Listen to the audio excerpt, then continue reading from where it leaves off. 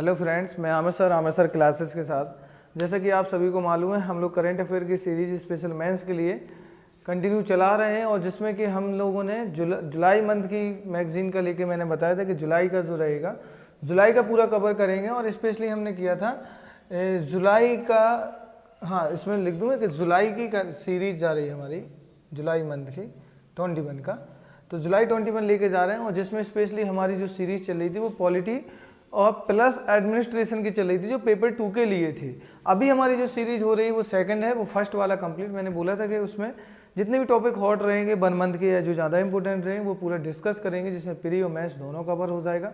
तो वो हमारा कंप्लीट हो चुका है। नेक्स्ट हमारा है ज्योग्राफी प्लस एनवायरनमेंट। तो ज्योग्राफी प्लस एनवायरनमेंट लेके चल रहे हैं, जो हमारे पेपर 1 में काम आएगा, स्पेशली पेपर 1 के लिए है, मेंस के लिए।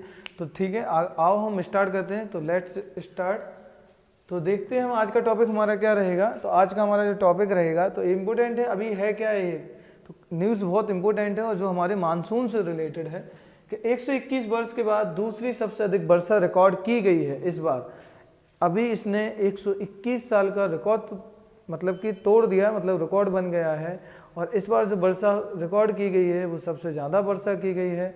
मैं एक अप्रॉक्सीमेट डाटा हल्का सा बता दूं कि जो 121 साल पहले का जो रिकॉर्ड था, इससे पहले जो फर्स्ट रेनफॉल हुआ था, फर्स्ट जो रिकॉर्ड किया गया था उस समय पे, वो रिकॉर्ड की गई थी उस समय पे 110 mm में वर्षा की गई थी। और अभी का जो है सेकंड सबसे यहाँ जो वर्षा बताई जा रही है सबसे अधिक दूसरी, तो दूसरी बताई जा रही, जो अभी का जो डाटा है 107 mm में रिकॉर्ड किया गया है इसको। अभी ये वर्षा कंटिन्यू सबसे ज़्यादा रिकॉर्ड थी आपकी 121 साल पहले, लेकिन दूसरी सबसे अधिक वर्षा का रिकॉर्ड दर्ज किया गया है। तो ऐसा क्यों रिकॉर्ड किया गया, इतनी ज़्यादा बारिश क्यों हो गई? मानसून तो जबकि वैसी कोई नॉर्मल कंडीशन है, फिर ऐसा बारिश में क्या हो गया? और ये जो रिकॉर्ड हुआ है, मैं बता दूं, ये जून और जुलाई में नहीं। आपको पता है कि मैं एक्चुअली स्थिति बताऊं कि इंडियन मानसून है, जो भारतीय मानसून है, भारतीय मानसून आपका आता है, वो आता है 1 जून को, 1 जून को। कब? केरल तट पे। लेकिन ये जो रिकॉर्ड किया गया है ये मई के फर्स्ट वीक में, मतलब कि मई माह में। तो ये इम्पोर्टेंट हो जाता है ये। तो फिर मई में, फिर अब ये सोचने वाली बात है कि जब मई माह में है तो फिर यार अभी तो मानसून भी नहीं आया, फिर बारिश इतनी ज़्यादा कहाँ से आ गई यहाँ पे? तो यही तो कॉन्सेप्ट आपको समझना है कि मानसून अभी आया नहीं है, तो फिर बारिश अभी इतनी ज़्यादा कहाँ से रिकॉर्ड कर ली गई फिर इस मंथ में? तो यही कॉन्सेप्ट है। तो पहले तो हम इंडियन मानसून को समझें। आप लोगों ने अगर कहीं से पढ़ा हो या ना पढ़ा हो तो मेरे साथ देख लीजिए, जो जिसने पहले पढ़ा अच्छी बात है, नहीं पढ़ा तो अभी मिल जाएगा।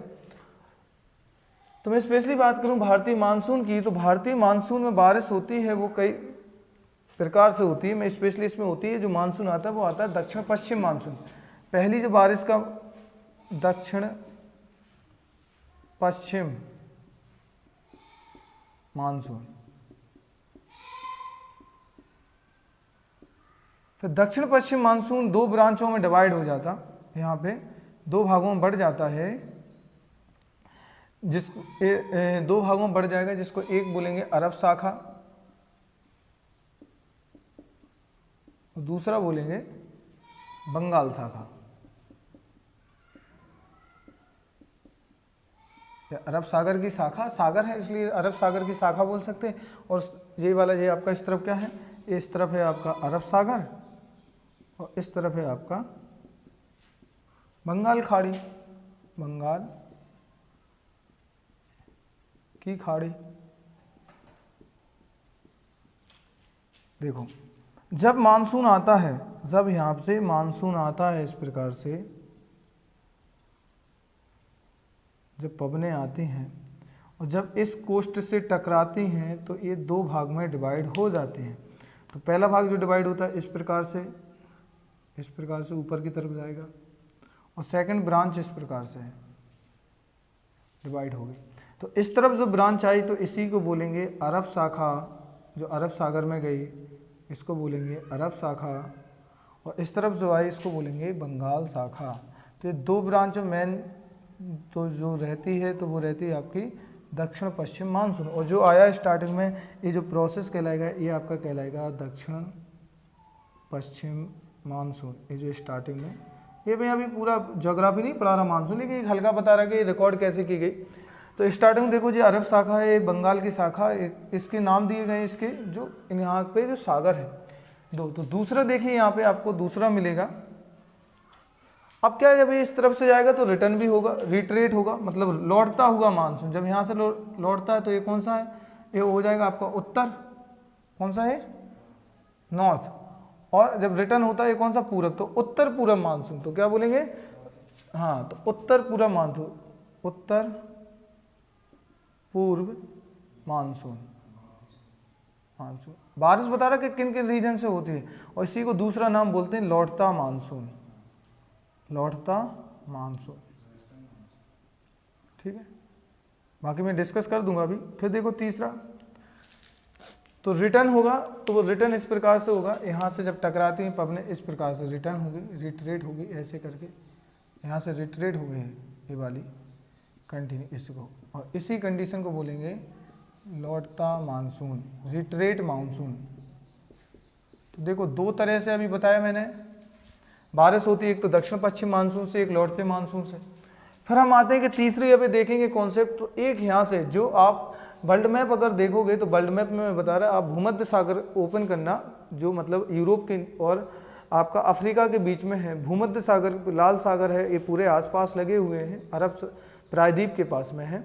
तो वहाँ पे आप जब उसको ओपन करोगे, और ओपन करके स्पेशली एक चीज़ उसमें देखना है कि भूमध्य सागर से कुछ पवनें आती हैं भारत की तरफ, मतलब कि जो पवनें आती हैं वो पश्चिम से पूरब की तरफ आएंगे, और जो पवनें आएंगे उनको बोलते हैं जेट स्ट्रीम। क्या बोलते हैं, जेट स्ट्रीम, या उन्हीं का नाम दिया जाता है पश्चिमी विक्षोभ। तो यहाँ ऊपर से पवनें आती हैं इस प्रकार से, ऐसे करके ऐसे आती हैं ऊपर से इस प्रकार से, ये तो ये यहाँ टकराती हैं, और जब टकराती हैं तो ये दो भाग में बढ़ जाएंगे, इस प्रकार से यहाँ चली जाएंगी, ये यहाँ पे इस इधर में, एक मिनट रुकना, तो ये इस प्रकार से आएंगे, ऐसे इस प्रकार से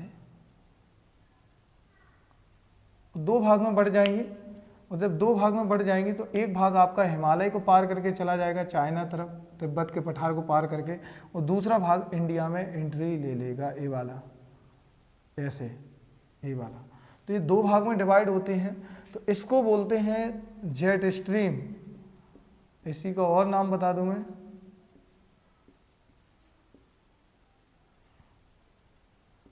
पश्चिमी विक्षोभ, इन्हीं को बोलते हैं पश्चिमी विक्षोभ, ये आपके पश्चिमी विक्षोभ कहलाते हैं।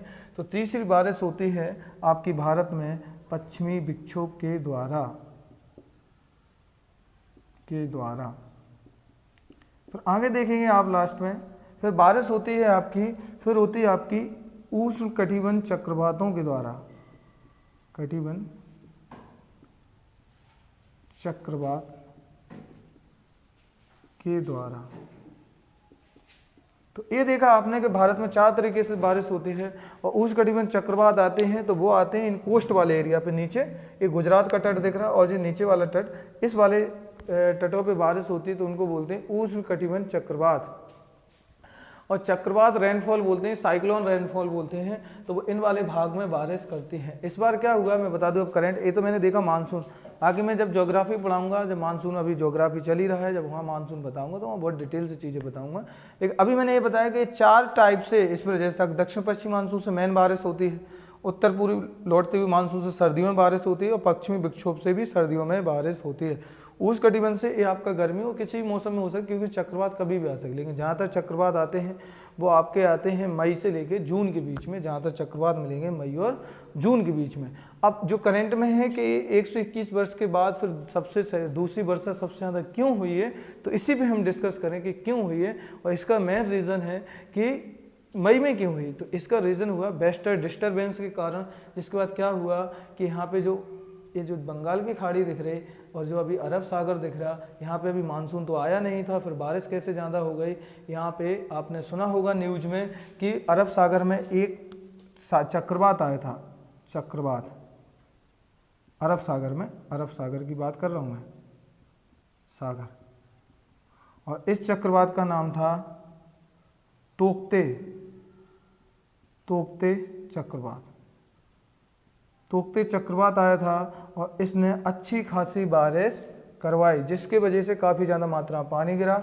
और उधर बात करूं मैं बंगाल की खाड़ी में, स्पेशल मैं बात करूं बंगाल की खाड़ी में, तो बंगाल की खाड़ी में भी एक चक्रवात आया था आपका, बंगाल खाड़ी। पहले आपका तोकते आया, फिर तुरंत ही बंगाल की खाड़ी में दूसरा चक्रवात आया जिसका नाम था आपका यास चक्रवात। तो ये आप देखो, इस बार जो सबसे ज़्यादा बारिश हुई है वो इन दो चक्रवातों के कारण से हुई है। एक का नाम है यास चक्रवात और दूसरा है तोकते चक्रवात। ये दोनों चक्रवात याद रखने के करंट के भी हैं और इम्पोर्टेंट भी रहेगा। जैसे कि आपका जो तोकते है, इसका नाम आपका जो दिया है वो स्पेशली नाम किसने दिया, मेहमान ने। तोकते का नाम मेहमान ने दिया है। और जो यास चक्रवात है और इसका नाम अभी मुझे कंफर्म नहीं, शायद ओमान ने दिया है, ओमान ने, हाँ देख लेना, बाकी मैं देख के एक बार कंफर्म करा दूंगा। तो इसका नाम ओमान ने दिया है। तो तोकते चक्रवात है जो ये आया है अरब सागर में, और यास चक्रवात है ये आया है आपकी बंगाल खाड़ी में। दोनों तरफ से पबने क्या हुई कंडीशन, दोनों तरफ से इस प्रकार से हवाएं आई और इस वाले पोर्शन पे ज़्यादा बारिश कराई। इस वाले एरिया पे इसने यहाँ पे जब टकराया, उड़ीसा से तट से लेके आंध्र प्रदेश नीचे तक अच्छी खासी बारिश कराई। और वही सेम कंडीशन इस तरफ हुई कि जब इस तरफ से यास चक्रवात आया तो इस वाले पोर्शन पे अच्छी बारिश कराई। और यहाँ पे जब ये बंगाल की खाड़ी में जब ये यास उठा तो यहाँ पे चक्रवात थोड़ा हुआ कमज़ोर, तो वो नीचे की जगह जो नीचे जाना था उसको, कि नीचे केरल तक बारिश करा था, तो उसने सबसे ज़्यादा बारिश बंगाल और आपका उड़ीसा में कराई। और यहाँ से चक्रवात कमज़ोर होने के वजह से ये पूरा आप यहाँ देखोगे ऊपर की तरफ जाएगा, सीधा बिहार, झारखंड, उत्तर प्रदेश तक इसने बारिश अच्छी खासी मात्रा में करा दी।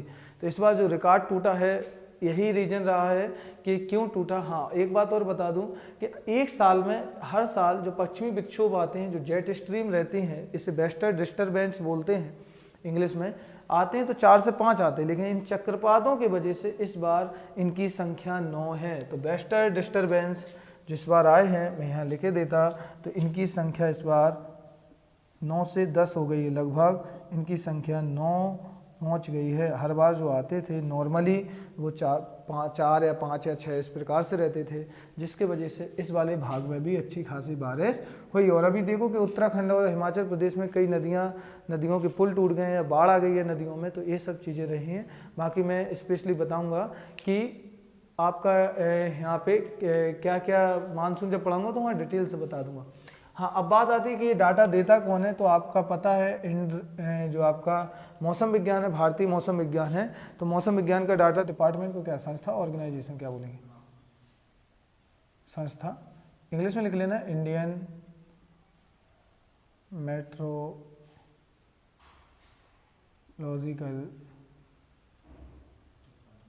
डिपार्टमेंट, ये चीज़ रहेगी आपकी, इंडियन मेट्रोलॉजिकल डिपार्टमेंट। तो ये सारी चीज़ें देता है, रिकॉर्ड करवाता है कि क्या हुआ। आपको बस इतना याद रखना है कि इस बार वर्षा का कारण क्या था, डिस्टर्बेंस याद रखना है। बाकी आप भी एक बार मानसून पढ़ लेना बुक से, तो फिर इस टॉपिक को देखना तो और क्लियरिटी आएगी।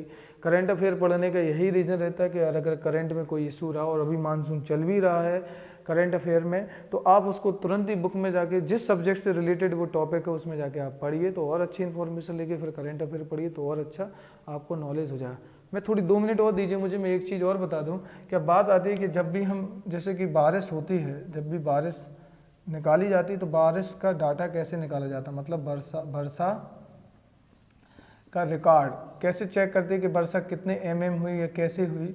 तो इसका मैं बता दूं, ये बेस्ट एग्जाम्पल रहते हैं हमारे शहर के तालाब, मतलब पॉन्ड रहते हैं, मेन इम्पोर्टेंट। पॉन्ड में कैसे रहेंगे, जैसे पॉइंट में स्पेशली मैं बात बता दूं कि जैसे आप फॉर एग्जांपल, जैसे आपको घर पे प्रैक्टिकल करना है तो कुछ नहीं, आप एक गिलास ले लीजिए या कुछ ऐसा बर्तन ले लीजिए और उसको रख दीजिए, और जब बारिश हो फिर देख लीजिए कि अभी वो गिलास कितने इंच भर गया, तो सेंटीमीटर में कितना आ गया वो, तो उसको नाप करके बता दिया जाए कि अभी इतने सेंटीमीटर बारिश हुई, तो एक फिर जो जितने इंच भर गया होगा उसमें पानी, तो उसी हिसाब को ये लोग मेजरमेंट करके बता देते हैं। ऐसी तालाबों का रहता है, क्योंकि शहर के सारा पानी तालाबों में जाता है इकट्ठा होकर के, जो शहर में जो तालाब बने रहते हैं, और उन तालाबों को जैसे देख लिया उन्होंने कि अभी तालाब में जो पानी था वो 10 फीट था, अभी जाके 10 फीट करके 4 इंच बढ़ गया या 4 सेंटीमीटर ऊपर आ गया है पानी, तो बोल देंगे कि अभी इस बार बारिश हुई है तो वो 4 सेंटीमीटर। तो जो वर्षा का रिकॉर्ड या मेजरमेंट किया जाता है वो बेस्ट एग्जाम्पल रहते हैं जहाँ तक पॉइंट रहते हैं, तालाबों से ये चीज़ पता की जाती है। तो ये चीज़ भी आप जानकारी है तो याद रखना, ये बेसिक चीज़ें हैं। बाकी इम्पोर्टेंट इसलिए है क्योंकि ये इम्पोर्टेंट दोनों प्री के भी फैक्ट बनेगा कि तोकते कहाँ आया है और किस सागर में आया, और इसके साथ आपका मानसून का भी रिवीजन हो जाएगा, तो और भी अच्छा टॉपिक है। ठीक है, तो आप ये टॉपिक अच्छी तरह से नोट्स इसके बना लीजिएगा। मिलते हैं हम लोग नेक्स्ट लेक्चर में, और हमारी जो सीरीज कंटिन्यू जा रही है ज्योग्राफी एनवायरनमेंट की। Okay, thank you.